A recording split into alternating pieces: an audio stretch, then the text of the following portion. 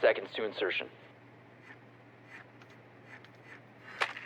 A bomb must be located and defused. The diffuser is no longer in your possession. The diffuser is now secured.